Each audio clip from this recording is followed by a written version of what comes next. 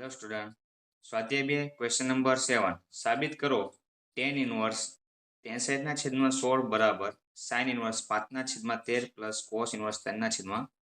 આની અંદર જો આપણને પહેલા tan ઇનવર્સ આપ્યું અને જમણી બાજુ આપણને આપે છે sin ઇનવર્સ અને cos ઇનવર્સ બંને. આપણી પાસે એક જ સૂત્ર છે, ખબર છે કે બે સ્ટેપ આપેલા હોય tan ના સ્વરૂપમાં અને એક સ્ટેપમાં એને આન્સર લાવી ગયું. તો અહીંયા આપણે જમણી બાજુનો ભાગને લઈને સોલ્વ કરવાનો પ્રયત્ન કરશું, ડાબી બાજુ આન્સર લાવશું. તો આપણને જે આપેલો છે અહીંયા કે જમણી બાજુ બરાબર sin inverse 5/13 plus cos inverse 3/5. sin inverse અને cos ઇનવર્સ આપ્યા બંનેને tan ના સ્વરૂપમાં કન્વર્ટ કરવાના છે અને પછી જે આવે આપણો આન્સર છે. તો સા પાક અને સામેની બાજુ છેદમાં કર્ણ, પાસેની બાજુ છેદમાં કર્ણ અને સામેની બાજુ છેદમાં પાસેની બાજુ. તો આ આપણી પાસે sin છે, cos, આ tan, cot, sec અને cosec. આ રીતે આપણી પાસે સ્ટ્રક્ચર આપેલું છે એનું. તો પહેલા આપણે sin નું સોલ્વ કરશું. પહેલું સ્ટ્રક્ચર તો sin માટે શું આપેલું છે? સાક, સામેની બાજુ છેદમાં કર્ણ, એટલે અહીંયા આપેલું છે 5 અને અહીંયા આપેલું છે 13. તો 5 અને 13 આપેલા છે. તો ત્રિપુટી આપણને યાદ છે, તો અહીંયા આવશે 12. કઈ રીતે? તો કે અહીંયા કર્ણનો સ્ક્વેર એટલે 13 નો સ્ક્વેર બરાબર સામેની બાજુનો સ્ક્વેર આપેલો હતો 5 અને આ ગોતવાનો તો આપણે x કહી દઈએ પ્લસ x સ્ક્વેર. 13 નો સ્ક્વેર 169 એટલે 169. 5 નો તો કે 25 પ્લસ x સ્ક્વેર એમનો 25 બરાબરની આ બાજુ એટલે માઇનસ થઈ જશે, એટલે 169 માંથી 25 બાદ કરવી એટલે 144 બરાબર x સ્ક્વેર. તો x બરાબર આપણી પાસે આવશે 12. તો આપણો x બરાબર 12 મેળવો. ત્યારબાદ તે જ રીતે આપણે cos નું જોઈ લઈએ. તેની ત્રિપુટી આપણે સોલ્વ કરીએ તો એનું આપણે થાય છે તો cos એટલે સા, અહીંયા પેલું cos એટલે પાક, પાસેની બાજુ એટલે પાસેની બાજુ અહીં 3 અને ક આપણી પાસે 5. 3, 4 અને 5. આપણે ત્રિપુટી યાદ જ છે, તો આપણે મૂકી દેવી અહીંયા sin ઇનવર્સ ની જગ્યાએ. ચલો મૂકીએ. sin ને આપણે tan માં કન્વર્ટ કરી લઈએ.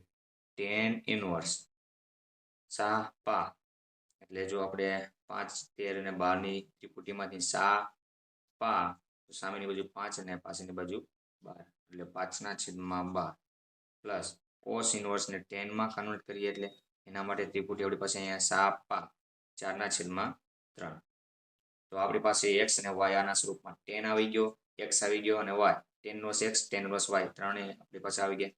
હવે સૂત્ર છે આપણી પાસે તો tan ઇનવર્સ x, સૂત્ર આપણી પાસે આવડું આવશે tan inverse x plus tan inverse y equal to tan inverse x plus y upon 1 minus xy.